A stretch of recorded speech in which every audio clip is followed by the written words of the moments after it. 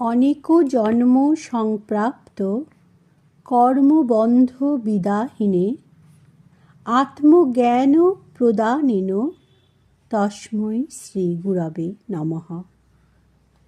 শ্রীমৎ স্বামী সেবানন্দ সরস্বতী মহারাজজির চরণে জানাই শতকোটি প্রণাম।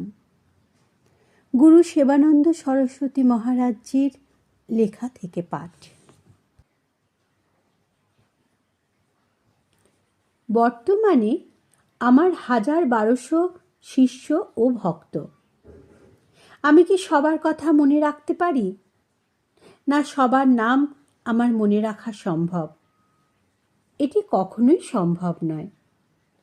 তবে যাহারা আমায় বেশি ভালোবাসে, বেশি বেশি শ্রদ্ধা করে, প্রতিনিয়ত আমায় স্মরণ করে, তাহাদের ছবি আমার হৃদয় পটে প্রতিভাত হয়। আমিও তাদের কথা ভাবি। কতদিন এমন হইয়াছে যে ছেলেটা একটা ফোনও করে না, কেমন আছি খবরও নেয় না। ও মা, কিছুক্ষণ বাদেই ফোনটা ঝনঝন করিয়া বাজিয়া উঠিল। দূর হইতে অনুভব হইল এটা ওই গাধারই ফোন। সত্য কথা বলিতে কি, ঠিক তাই, এটাই টেলিপ্যাথি, হৃদয়ের সঙ্গে হৃদয়ের যোগ। ভক্ত ভগবানকে ভালোবাসে, ভগবানও ভক্ত ছাড়া থাকিতে পারে না। এটি যে কি নিগূঢ় বন্ধন, তাহা ভাষায় প্রকাশ করা যায় না, কেবল অনুভব করা যায়। তাই ভালোবাসো, ভালোবাসতে শেখো। ঈশ্বরকে যাহারা ভালোবাসে, ঈশ্বর তাহাদের জন্য বড্ড বেশি ভাবেন। ভক্ত ছাড়া থাকা যায় না। ভক্তই আমার প্রাণ ধন। Love is divine.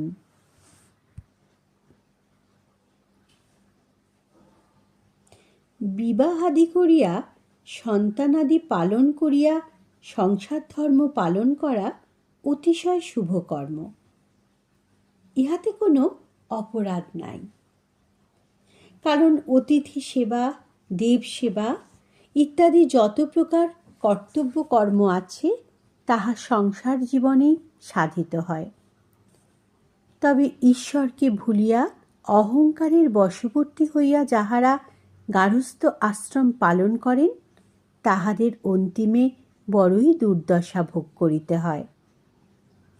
তাই হে সংসারী জীব, এক হাতে সংসার পালন করো, অন্য হাতে ঈশ্বর সেবায় রত থাকো। পরিণামে তোমার ভালোই হইবে। অপরপক্ষে যাহারা হঠাৎ বৈরাগ্য লইয়া গৃহ ছাড়িয়া সন্ন্যাস গ্রহণ করেন, তাহাদের যে কি দুর্দশা তাহা ভাষায় প্রকাশ করা যায় না। সারাটা জীবন অতৃপ্ত বাসনা লইয়া জ্বলিয়া পুড়িয়া খাক হইয়া যায়, কিন্তু কদাচ মুখে প্রকাশ করিতে পারে না। তাই সন্ন্যাসীর প্রয়োজন নাই। আপন গৃহে বসিয়া সমস্ত কর্তব্য কর্ম পালন করিয়া যদি ঈশ্বর কৃপা লাভ করা যায়, তবে এত সহজ পন্থা অবলম্বন করিব না কেন? একজন সুদক্ষ গৃহী একজন সন্ন্যাসীর চেয়ে অনেক বড়। বিশ্বামিত্র রাজা ও ঋষি।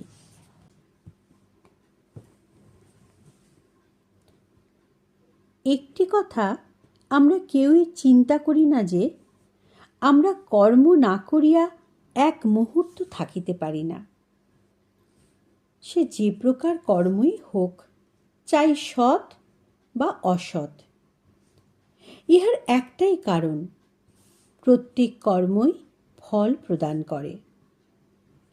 কর্ম করিয়া যখন সুফল ফলে, তখনই আবার নতুন কর্মে প্রেরণা জাগে।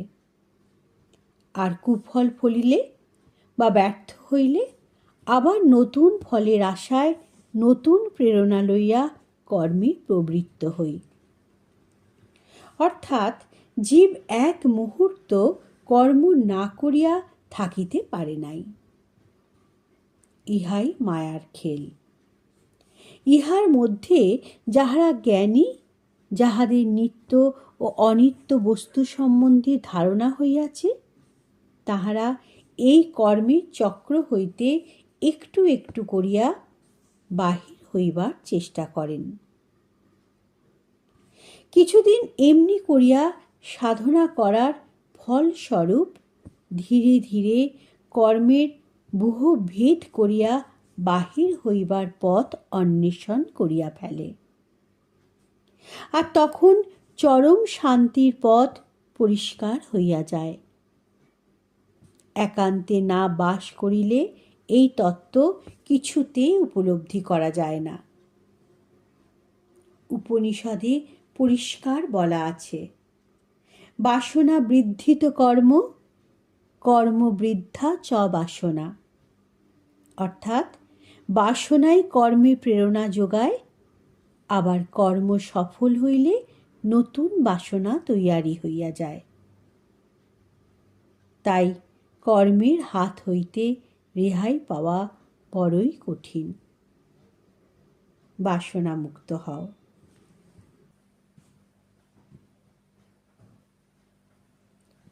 আমরা সবসময় সৎকর্ম, ভালো কর্মের কথা গর্ব ভরে অপরকে বলিয়া বেড়াই, আর অপকর্ম বা পাপকর্ম গোপন রাখি। ইহাই আমাদের সাধন পথে অগ্রসরে ভীষণ বাধা। কারণ অহংকারই পতনের মূল।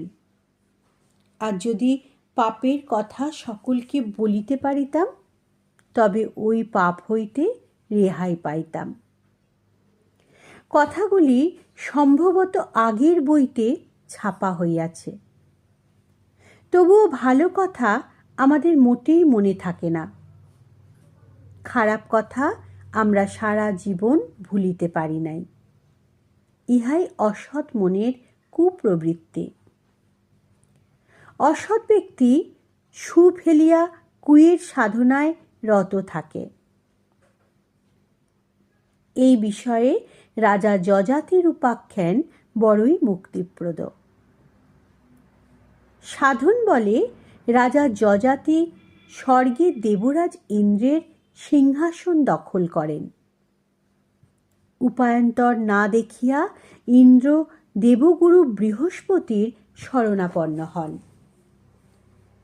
দেবগুরুর উপদেশ, যাও রাজা যযাতিকে প্রশ্ন করো, কি এমন পুণ্যকর্ম করেছেন যে স্বর্গে দেবরাজ ইন্দ্রের সিংহাসন লাভ করেছেন? উত্তরে যযাতি গর্ব ভরে আপন পুণ্যকর্মের বর্ণনা করিতে লাগিলেন। কিছুক্ষণের মধ্যেই রাজা যযাতির পতন শুরু হইল।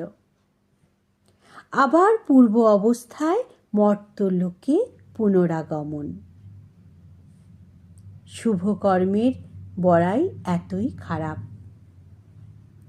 তাহার জ্বলন্ত উদাহরণ রাজা যযাতির পতন।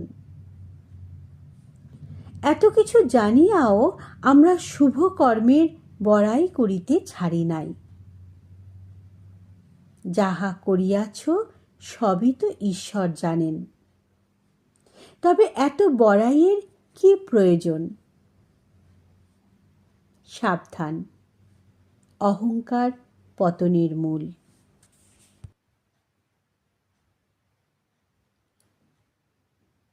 একটি স্বচ্ছ পর্দায় প্রতিভাত ছবি যতটা সুন্দর দেখায়, অস্বচ্ছ ঝাপসা পর্দায় প্রতিভাত ছবি ততটা সুন্দর দেখায় না। আবার একেবারেই ঝাপসা পর্দায় যে ছবি প্রতিভাত হয় তাহা একেবারেই অস্পষ্ট। তেমনি সাধনা করিতে করিতে জীবের অন্তঃকরণের পর্দাটি ক্রমাগত স্বচ্ছ হইতে থাকে। ওই অন্তঃকরণে আত্মবোধ জাগরিত হয়। সকল প্রাণীর মধ্যেই আত্মরূপে ঈশ্বরের অধিষ্ঠান, ইহা অনুভব করিতে বিন্দুমাত্র দেরি হয় না।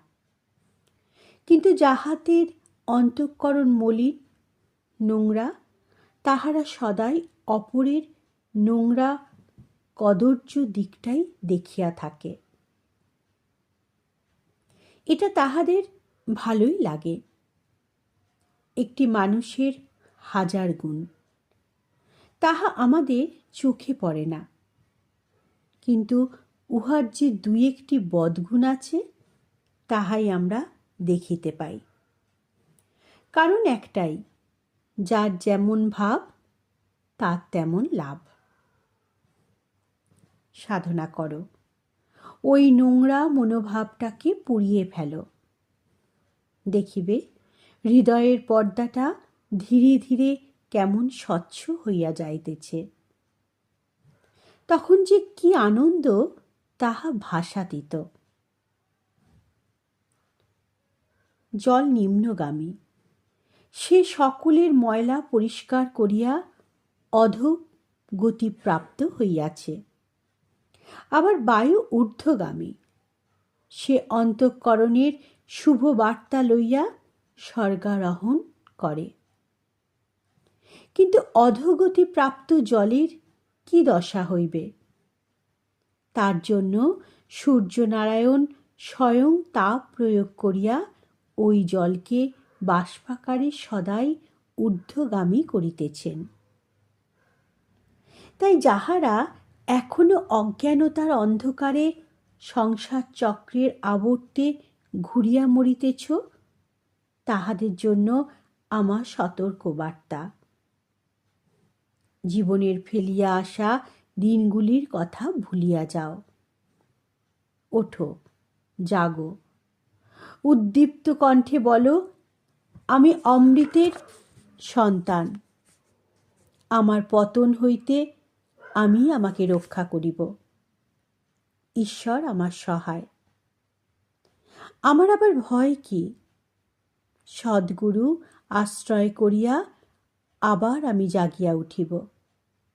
আমার ভাগ্য আমি নিজেই রচিব। তার জন্য কাহাকেও দোষারোপ করিব না। মঙ্গলময় পিতা আমাকে রক্ষা করুন। হরি ওম তৎসৎ।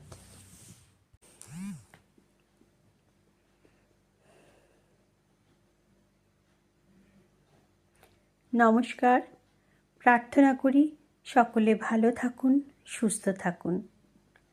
আর আমাদের এই প্রচেষ্টায় যদি কোনো ত্রুটি থাকে বা উচ্চারণে ভুল থাকে, তবে নিজ গুণে ক্ষমা করে দেবেন। আর এই পাঠ অন্যান্য ভক্তদের কাছে দয়া করে শেয়ার করে দেবেন, যাতে তাঁরাও পূর্ণার্জনের পথে এগিয়ে যেতে পারেন। জয় গুরু।